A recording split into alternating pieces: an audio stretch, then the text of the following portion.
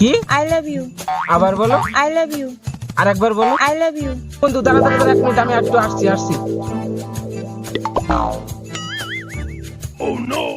এসব মেয়ে ছেলের চক্করে পড়িস না বন্ধু, যাস না। তুমি আমাকে সত্যি ভালোবাসো?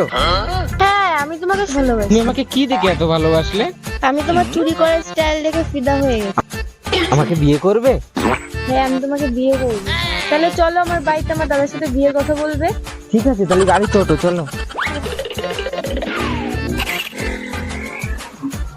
এটা আমাদের বাড়ি।